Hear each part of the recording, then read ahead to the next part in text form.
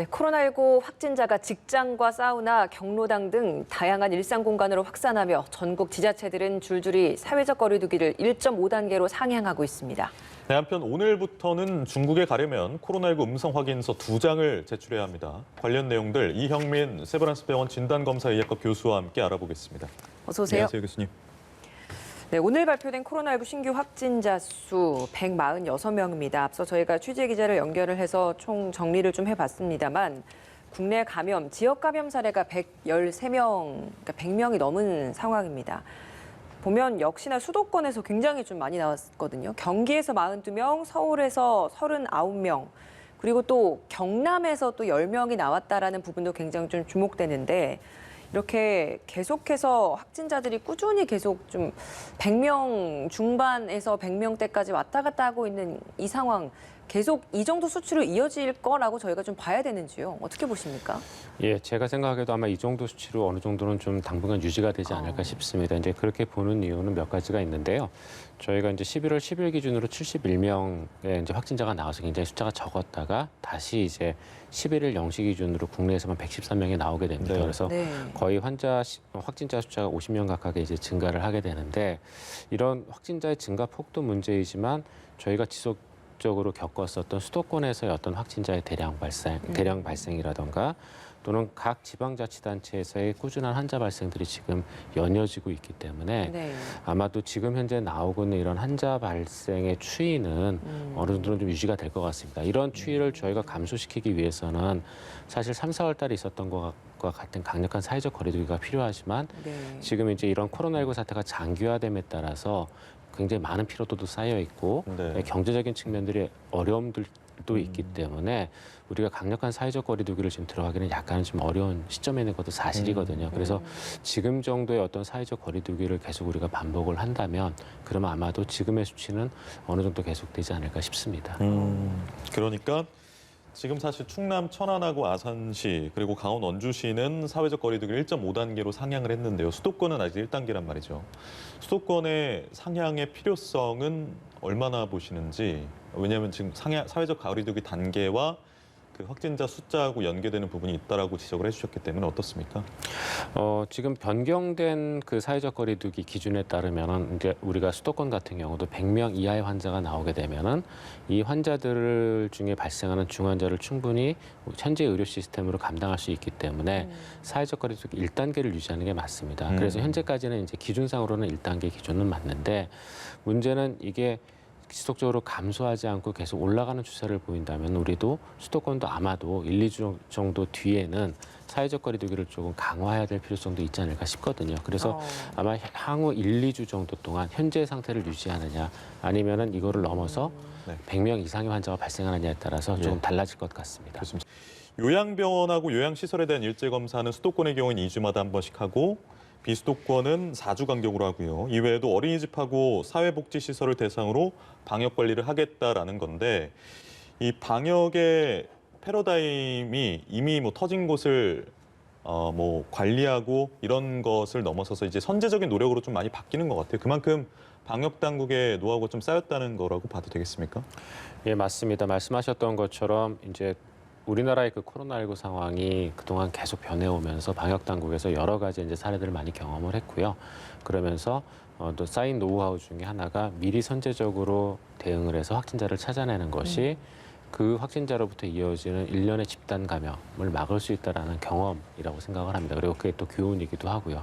그래서 우리가 이제 많은 지금 피해를 볼 것으로 생각되어지는 집단은 이미 여러 가지 위험 요소 분석을 통해서 알았거든요. 말씀 주셨던 요양원이나 요양병원처럼 고령의 기저질환을 갖고 있는 분들이 밀집해 있는 곳들이 제일 위험한 곳이기 때문에 이런 곳들의 경우에 있어서는 우리가 이제 선제적인 검사, 진단 검사를 통해서 그 안에 있는 확진자를 찾아서 미리미리 관리를 하겠다라고 방향을 세운 것으로 보입니다. 외국인 밀집 지역에 대한 방역 관리도 강화하겠다라고 하는 부분도 그 연장선상에서 좀 이해를 해볼 수 있을 것 같은데 지금까지의 상황, 어제 하루 동안 146명 확진자도 나왔고 나흘 연속 계속 100명대가 발표되고 있는 이 상황에서 수치적으로 그러니까 그 내용면으로 들여다보면 감염 재생산 지수는 1.07 이런 높지도 그렇게 초반보다는 많이 좀 낮아진 상황입니다만 그럼에도 어쨌든 전파를 시킬 수 있는 수치라고 지금 해석을 할 수 있는 대목이잖아요.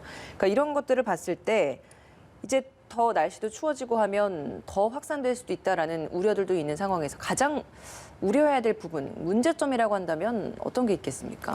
예, 말씀하셨던 것처럼 감염 재생산 지수 1.07이라는 숫자는 미세하지만 지속적으로 증가하는 감염 재생산 지수에 해당되거든요. 예. 우리가 1인 경우에 현상 유지가 되고 1 미만이면 감소하지만 1을 넘어가면 그때부터는 재생산 지수의 크기에 따라서 늘어나는 폭이 달라지게 됩니다. 그래서 1.07 정도의 감염 재생산 지수는 굉장히 아슬아슬한 수치이긴 하지만 향후 이런 코로나19 확진이 늘 수밖에 없는 숫자이기도 하거든요. 그래서 여기에 대한 대비가 필요한데 이런 재생산 지수라는 거는 그때그때 코로나19에 대해서 어떤 방역 지침을 세우고 그다음에 그러한 방역 지침을 어떻게 준수하느냐에 따라서 사실 달라집니다. 그런데 지금 재생산 지수 1.07이라는 이 숫자는 우리가 점점 더 추워져서 실내 활동이 많아지고 그다음에 코로나19에 대한 어떤 개인 방역을 소홀히 함에 따라서 훨씬 더 올라갈 수 있는 수치에 해당이 됩니다. 그래서 이런 부분들을 저희가 사실은 제일 주의해야 되는 것들인데요.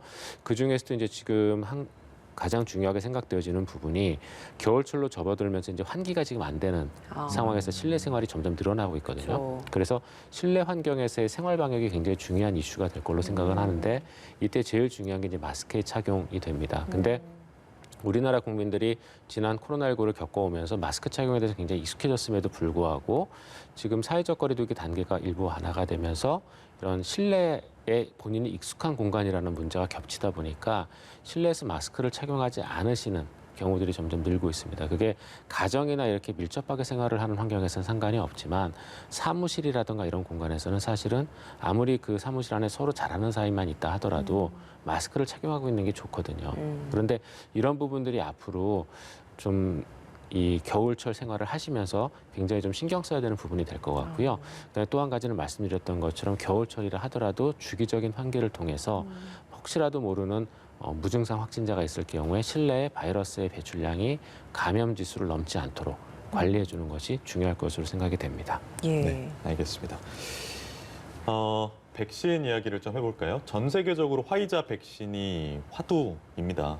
90%라는 수치가 고무적이긴 합니다만 우리 방역 당국은 아직까지는 신중한 입장을 보이고 있는데 우리 손에 그 화이자 백신이 만약에 화이자 백신이 순조롭게 승인도 받고 대량 생산한다면 우리 손에 들어올 수 있는 시기는 언제쯤으로 보면 되겠습니까?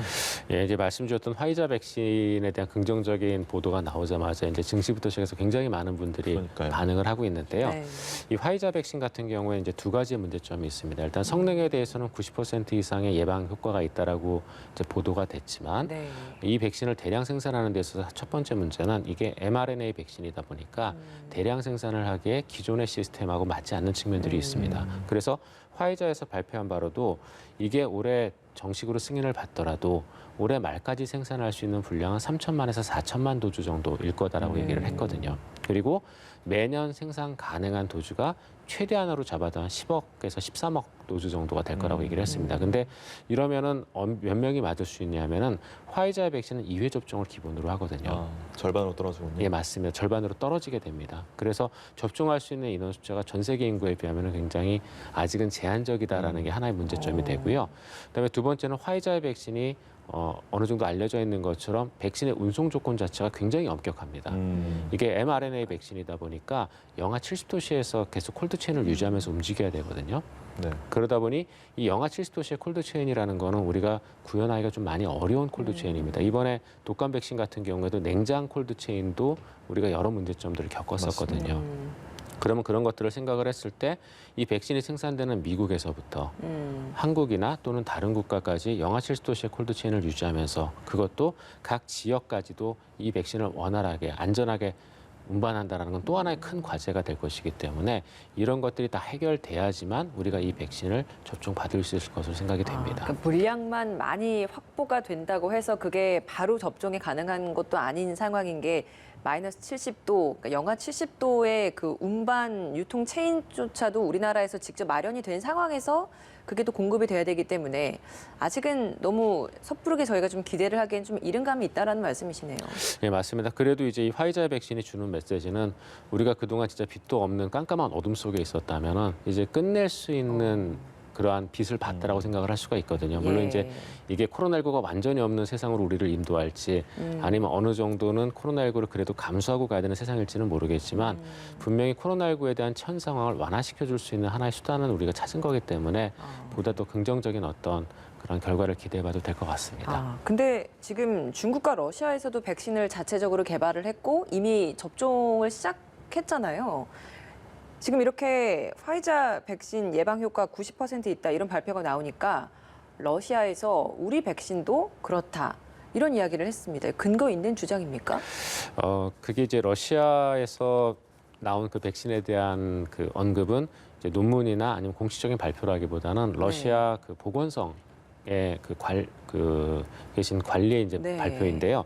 이제 스푸트니크 5라고 부르는 그 백신을 실제로 접종을 해봤더니 이 백신에 대해서 모스크바 시민 4만 명에 대해서 접종을 했더니 부작용이 없어서 일단 안정성은 확보가 됐고 그 다음에 아직 중간 보고 단계이긴 하지만 현대까지 취합된 데이터를 봤더니 이 백신을 맞은 사람들의 경우에 있어서도 90% 정도의 효과가 있다라는 말을 발언을 했습니다. 그런데 문제는 이 발언을 뒷받침할 만한 과학적인 증거가 이제 나와야 되거든요. 안정성에 대한 부분하고 효과에 대한 부분이 나와야 되는데 아직 공식적으로 확인되진 않았지만 지금 현재 나오고 있는 보도 중에서 러시아의 백신을 맞은 그러한 의사 중에 3명이 코로나19 확진을 받았다라는 보도가 부분적으로 나온 게 있습니다. 그래서 지금 현재 이 러시아 백신에 대해서는 일단은 안정성과 효능 둘 다 우리가 공식적인 어떤 발표를 기다려 봐야지만 알 수 있을 것 같습니다. 그러니까 공통적으로 말만 있고 근거가 없는 게 문제군요. 네, 맞습니다. 알겠습니다. 브라질은 중국 제약사 시노백이 만들고 있는 코로나19 백신 후보 물질의 3상을 지금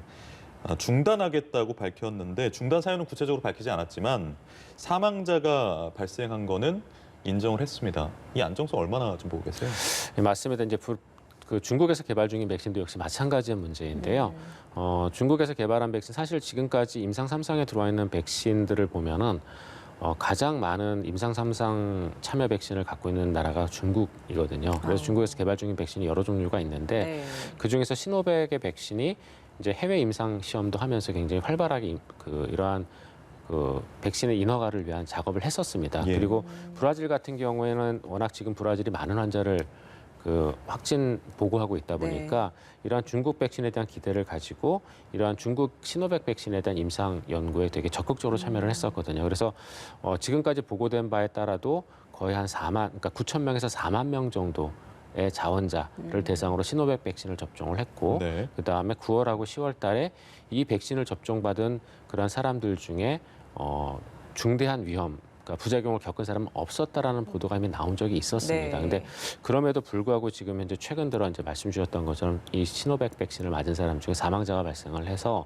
이 백신의 안정성에 대한 지금 문제를 불러일으키고 있는데요.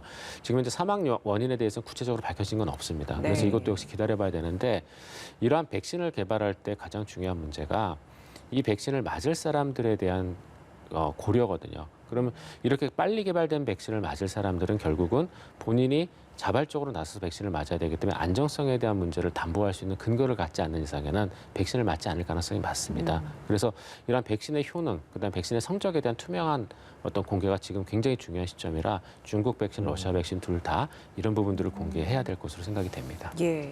치료제 개발 현황도 좀 궁금합니다. 이번에 미국 FDA에서 일라이릴리 항체 치료제 긴급 사용 승인 받았다라는 이야기가 있지 않았습니까? 중증 환자들에 대한 치료제는 지금 긴급 사용 승인돼서 이미 치료가 진행이 되는 것들도 꽤 있었는데 경증 환자를 위한 치료제가 좀 개발이 됐다라는 부분도 좀 고무적일 것 같은데요. 어떻습니까? 네, 맞습니다. 릴리사의 이제 항체 치료제가 이제 긴급 사용 승인을 받았는데요. 근데 이제 이런 항체 치료제 같은 경우에는 트럼프 대통령도 이제 투여를 받으면서 굉장히 많은 입소문을 받았던 그런 치료제 방법인데 문제는 이 항체 치료제의 경우에 있어서 효과가 있다는 보도와 효과가 없다는 보도가 지금 상재하고 있습니다. 그렇기 때문에 이 릴리사의 그 항체 치료제 중에서 지금 긴급 사용 승인을 받은 것도 있지만 지금 임상 시험 중에 이제 퇴출된 것도 사실은 있거든요. 그래서 이런 것들에 대해서는 저희가 이것도 역시 조금 더 봐야 되는 상황이고 다만 항체 치료제의 경우에 있어서 제대로 효능을 보여주는 군에 속하는 경우에 있어서 많은 그러니까 좋은 성적을 보여준다라는 보고들이 일부 있어서 그런 보고들을 그런 논문들이나 또는 근거들을 저희가 조금 더 좀 기다려봐야 할 것으로 보입니다. 예. 알겠습니다. 백신하고 치료제 얘기를 저희가 나눠봤는데요. 조금 전에 중대본 회의 결과 브리핑에서도 나왔고 제가 교수님께 질문도 드렸습니다만 그 수도권 요양시설 그리고 비수도권 요양시설에서의 전수검사가 주기적으로 연말까지는 진행이 되는데 이게 텀이 좀 길다는 지적들도 있어서 신속 항원 검사를 도입을 하자. 그러니까 보조적 수단으로 좀 쓰다 보면 그 텀을 좀 좁힐 수가 있고 그러다 보면 숨은 감염자를 찾는데 무리가 없지 않겠느냐 이런 의견들도 많이 나오고 있습니다. 교수님께서는 어떻게 보세요? 신속 항원 검사에 대해서는 저는 조금 이제 부정적인 입장인데 그 이유가 왜 그러냐면은 일단 저희가 이제 검사의 세 가지 속성이 있습니다. 신속성하고 정확성하고 가격이 있는데 이 세 가지를 다 갖춘 검사는 없다고 저희가 얘기를 하거든요. 네. 신속 항원 검사 같은 경우에는 신속성과 가격은 갖추고 있지만 사실 정확성이 떨어지고 어느 정도의 정확성을 갖추고 있냐면은 최근에 유럽에서 보고한 우리나라의 신속 항원 검사에 대한 평가 결과 논문으로까지 나왔는데요. 그 결과를 보시면은 47% 정도의 민감도를 갖고 있는 걸로 보고를 했거든요. 그 얘기는 코로나19 확진자의 절반 정도는 놓친다라는 얘기가 됩니다. 그렇게 놓고 봤을 때 우리가 특정 집단 안에 진짜 많은 확진자가 있을 경우 그럴 경우에는 절반 정도의 확진자를 놓치더라도 그런 경우에 나머지 절반을 확진을 할 수가 있기 때문에 그 그룹 자체를 격리하거나 하는 방법으로 쓸 수는 있는데 네. 문제는 모든 집단이 그렇게 많은 확진자를 갖고 있으리란 법은 없거든요. 감염 초기에 있는 환자들 같은 경우나 이런 경우에 있어서는 당연히 놓칠 수밖에 없고 그러면은 그렇게 놓친 환자가 안심을 하고 코로나19를 확산하는 데 기여할 가능성이 높습니다. 그러다 보니까 발생했던 게 사실은 백악관에서의 코로나19 그 확산 사례하고 미국에 있던 그 가족여행을 떠났던 한 소녀에서의 확산 사례거든요. 네. 미국에서 항원 검사를 통해서 음성이라고 확인받은 한 소녀가 가족여행을 떠났다가 결국은 그 안에서 가족원 구성원 13명 정도의 코로나19를 확산시킨 사례가 있었거든요. 이런 일들이 벌어질 가능성이 높기 때문에 네. 사실 신속 항원 검사 같은 경우에는 제가 생각에 지금 도입하기는 조금 이르다라고 생각을 하고 조금 더 성능이 높아진 거나 아니면 지금 현재 우리나라가 갖고 있는 분자진단 역량을 더 이상 쓸 수 없을 만큼 환자가 많아진 경우 그런 경우에 쓰는 것이 맞다고 생각을 합니다. 이게 계속 개발되다 보면 성능이나 확진 정확도가 높아질 수 있는 그런 가능성도 있는 거예요? 예, 어느 정도 있습니다. 저희가 이제 그 항원 검사는 항원 항체 반응이라는 그 검사법을 이용을 하기 때문에 분명히 분자 진단에 비해서는 저희가 통제하기 어려운 단점이 있거든요. 근데 그럼에도 불구하고 어떠한 항원이나 항체를 개발을 해서 검사법을 만드느냐에 따라서 좀 더 높은 민감도나 특이도를 보여주는 검사법도 있습니다. 저희가 이제 그 여러 감염 질환들 중에 목에 감염을 일으키는 세균도 있거든요. 근데 그런 세균의 경우에 있어서는 거의 90% 이상의 또 민감도를 보여주기도 하기 때문에 앞으로 충분한 시간을 가지고 이러한 검사법을 개발을 한다면은 충분히 쓸 수 있는 그런 검사법이 나올 걸로 생각을 합니다. 예, 알겠습니다. 지금부터는 지역별 감염 사례를 좀 살펴보겠습니다. 경기도에서 발생한 사례 두 가지가 있는데 먼저 그 가평군 보습학원에서 지난 7일에 첫 확진자가 나온 이후로 계속해서 이제 확진자들이 전파되고 있는 상황입니다. 지표 환자로부터 가족, 그 지인, 학원, 학교 그리고 노인 일자리 창업센터로까지 지금 이렇게 확진된 상황인데 이 사례에 대해서는 좀 어떻게 분석을 하고 계십니까? 예, 말씀 주셨던 것처럼 지금 한 명의 그 지표 환자로부터 이제 그러니까 가평군이라고 부르는 그 지역 사회의 여러 부분으로 지금 감염이 전파가 네. 되고 있는데요. 굉장히 안타까운 사례입니다. 근데 이제 이러한 사례들, 이전에 코로나19 감염이 호발하지 않았던 지역에 코로나19 감염이 이렇게 광범위하게 확산되는 원인을 보면은 네. 대부분의 경우에 있어서 본인 지역 사회는 안전하다라는 믿음이 깔려 있는 경우가 많거든요. 네. 우리가 광주에서의 집단 감염도 그랬고 부산에서의 집단 감염도 그랬습니다. 그러니까 그 해당 지역 사회에 코로나19 확진자가 없다라는 믿음을 갖고 있다 보니까 개인 방역부터 시작해서 그러한 모든 방역에 대해서 좀 그 원활하게 지키지 않는, 네. 철저하게 지키지 않는 모습을 보여줄 수밖에 없고 코로나19 감염이 무증상 감염이 또 워낙 많고 눈에 보이지 않게 확산되는 그런 특성이 있다 보니까 그 사이에 이러한 코로나19가 확산되고 나중에 밝혀지는 경우가 많거든요. 그래서 이런 가평에서의 사례나 또는 그 이전의 사례들을 보더라도 지금 현재 우리 지역사회에 코로나19 감염이 없다고 그게 실제로 없는 건 아닐 수도 있거든요. 부증상 감염이 분명히 있을 수가 있기 네. 때문에 이런 개인 방역, 그다음에 나머지의 어떤 그러한 사회적 거리두기 원칙들도 좀 철저하게 지켜주시기를 부탁을 드립니다. 네. 평택의 미군 기지 있잖아요. 여기서 13명이 무더기 감염이 됐는데요. 이건 어떻게 봐야 될까요? 미군 기지 같은 경우에는 지금까지 이 코로나19의 해외 유입의 한 그 장소로 계속 지적을 받아왔었는데요. 워낙 지금 현재 미국에서의 코로나19 감염이 많다 보니까 미국 본토나 또는 미국과 연결돼 있는 그런 지역에 있던 분들이 감염되고 다시 국내에 와서 지금 확진을 받는 그런 사례가 점점 늘어나고 있습니다. 네. 미국의 경우에 있어서는 최근에 하루에 확진자 숫자가 12만 명이 넘어갔고 현재 지금 코로나19에 대한 정확한 대응을 하지 않으면은 적어도 한 달 이내에 20만 명이 넘어갈 거라고 지금 예측을 하고 있는 정도거든요. 그래서 미국에서의 코로나19의 어떤 전파 또는 확산이 굉장히 심각한 상황이기 때문에 이러한 미군을 통한 국내 코로나19 유입은 앞으로도 지속될 걸로 생각이 되고 이분들이